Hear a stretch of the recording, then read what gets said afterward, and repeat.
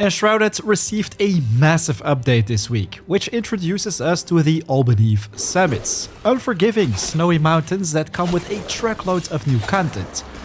Two major things to look forward to are the new animal taming and breeding features, which I'm very excited to talk about today, as now you can start hunting for all sorts of wildlife, gain their trust, and give them a warm place inside your base. I've spent days to prepare this ultimate guide for you, in which I'm gonna share everything you need to know about it, collect all the pets you come across during your adventures, cats, dogs, mountain goats, yaks, etc., how you can get the most out of them, so let's get right to it. Once again, I want to take the time to say a big thanks to Keen Games, the developers of Enshrouded, for giving me early access to the new update. I'm also excited to share that they wanted to team up with my channel to talk about the new update with a couple projects.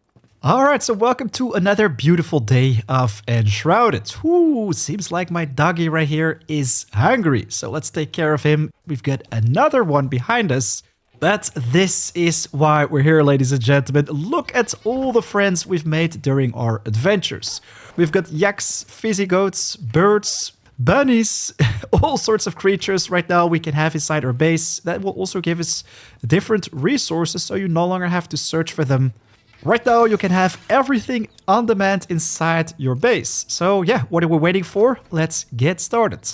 First off, you want to have access to Emily Frey the farmer. She's your guide to farming, but also taming and keeping animals happy in Enshrouded. Right now, if you scroll down right here, this is where you will find production place, animal husbandries, so all sorts of pillows for dogs, cats, and farm animals, but also feeders. So this is where you can start feeding your creatures.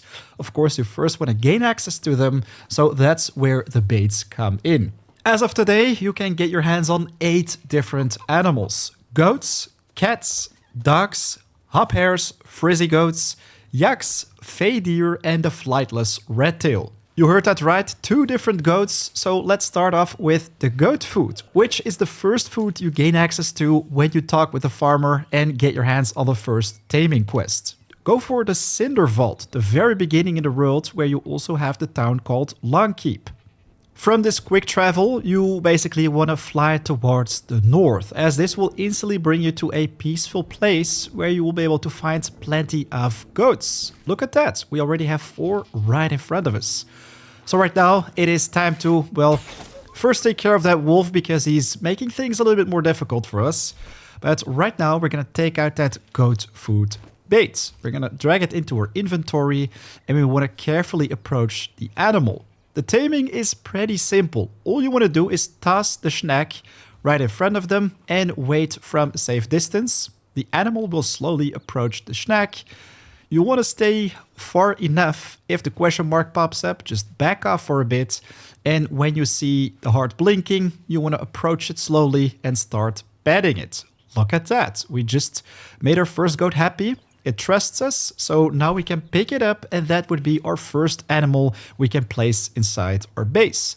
As long as it's sitting in your inventory, you don't have to worry about feeding it. Well, of course, it's very much recommended to focus on getting your hands on a secondary goat, as that would be the only way how they can, make babies in the long run. So pick up another one. Voila. Right now we've got 2. After you've made it back to your base, the next thing you want to do is select the animals and place them somewhere in or around your base. As you can see, they now come with some icons. They want to have a nice bed, a roof over their heads, but also food. 3 different requirements basically. First, you want to provide them with a simple roof. You really don't have to go overboard with this. It can be something simple as this.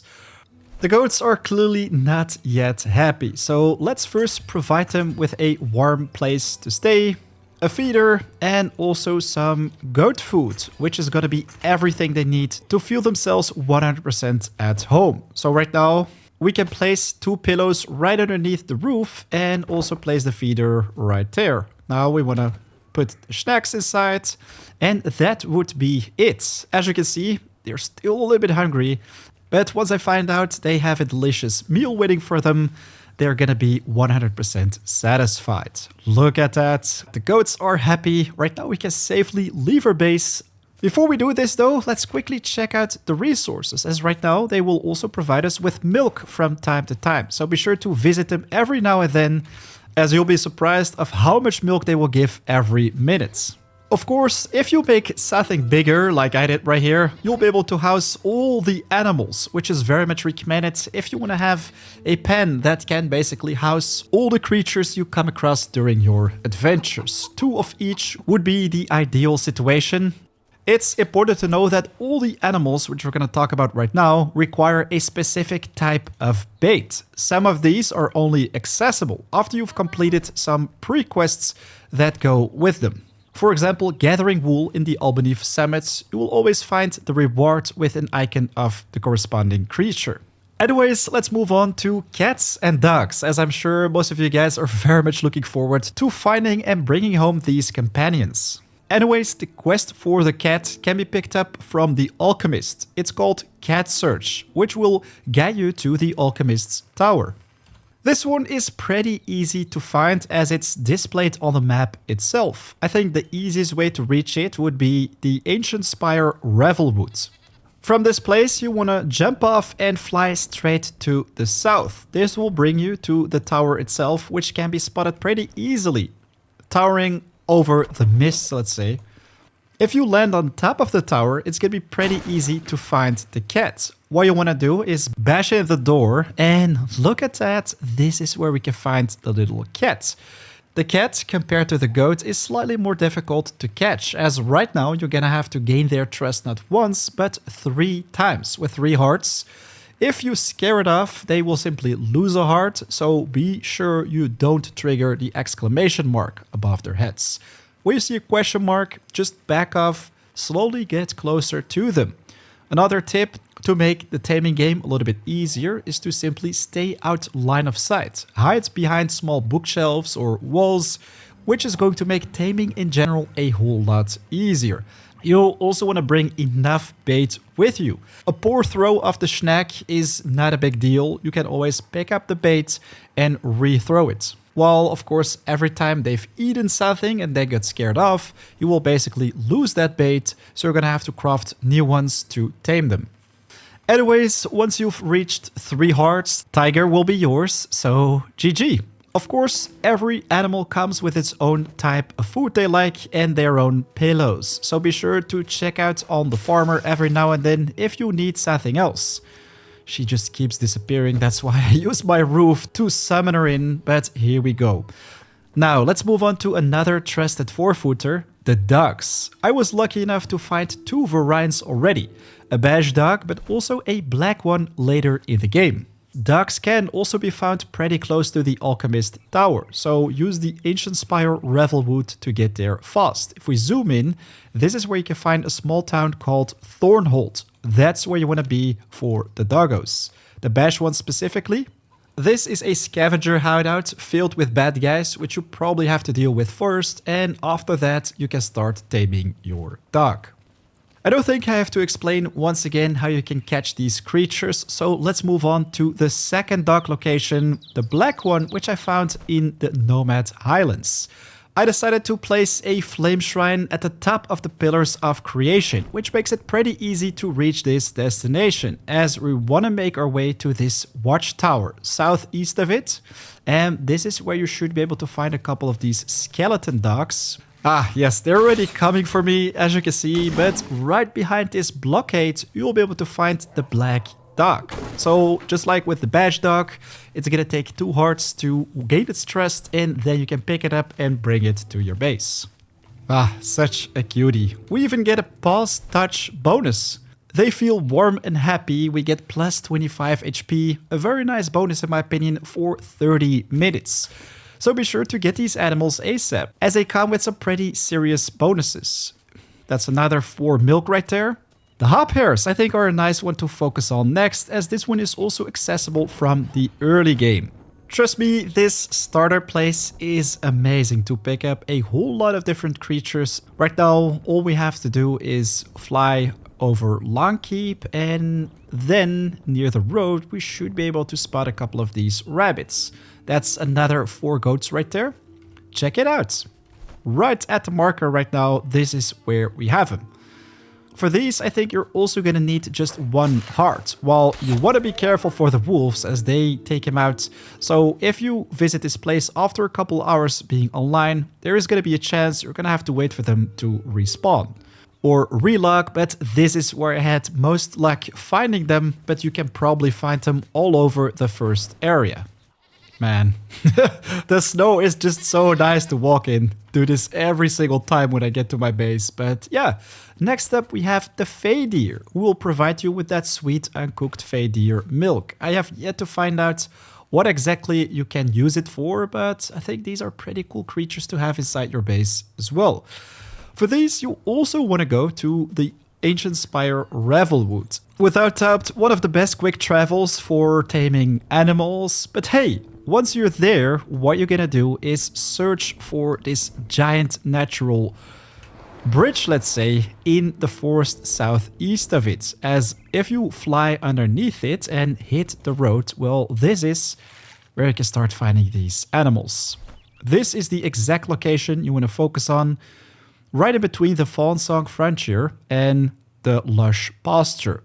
East of the Spire, south of the Mistshroud. Be careful with these creatures though, as they are alarmed pretty easily. So you want to take your time in catching this animal, but that's basically where you can find at least 4 of them right next to each other. The forest is literally filled with these animals, while you can also find a couple of these west of the shrine. Anyways, let's move on to the next creature, the Flightless Redtail.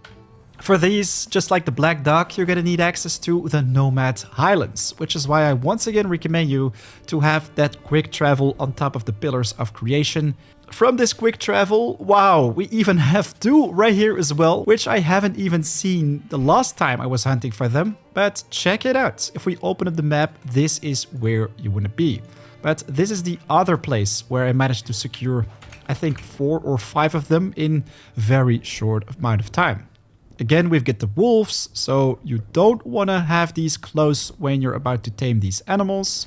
Right there, we've got another 2, as you can see. Let's just fly a little bit more to the south. Right there, we've got another pack. So yes, plenty of parrots or Flightless Redtail in the Nomad Highlands. Just a couple minutes already gave us 7 eggs. Now though, let's move on to the new Albaneve Summits exclusive animals, the Frizzy Goat and also the Yaks, which in my opinion look beautiful. Especially the Yaks are amazing because they come with the raw wool, which you're gonna need to make warm padding for the best gear in the game right now. I'm gonna use my quick travel at Wigmouth. This is, by the way, where I have an amazing legendary chest farm set up already, where you can farm, the frost resistance ring, but a whole lot more. Be sure to check it out in the top right of the screen. This is how I got my hands on this legendary avalanche starter. But let's quickly move to the very start of this biome. So this is where you basically enter the Albaneve Summits and have to deal with the Vuka. So let's quickly do exactly that. Can be super annoying. But from this area, what you want to do is simply head to the north, as this is where you can already, well, find your first Frizzy Goats from the moment you enter the new zone. So you don't need Frizzy Goat bait or whatever. The regular ones can be found right here. I think they're slightly more difficult to catch compared to the regular ones, but once again, just use trees and other structures as obstacles or line of sight breakers basically to make all that a little bit easier. Since we're already here, let me quickly show you a place where you can also find your first Yaks. Well, that's right here, only a couple meters north of the goats themselves. So let's quickly place a pelt icon right there. But even more interesting, what you want to do is check out the ancient spire of the Albaneve Summits. In my opinion, this quick travel is probably the best if you want to quickly secure a couple Yaks right next to each other, as they can be found right underneath the quick travel itself. If you restart your server or reload the game, 2 can be found right here, and I think we've got even more in the area. Yep, we've got another one right here, so that's already a total of 3. But in general, the Albaneve Summits are going to be filled with these new creatures. I think if you check out the mountaintops, like those where you don't have too much snow, those are going to be amazing to hunt for yaks as well. Even though it can be a little bit sad to take him out from time to time, you want to do this, as this is probably the best method of getting your hands on this new raw fatty meat. Amazing for cooking, same with the raw wool, with which I make these new beef stews. +4 strength, +4 health regeneration, constitution, and also +3 frost resist. So an amazing bonus to have in the new winter update.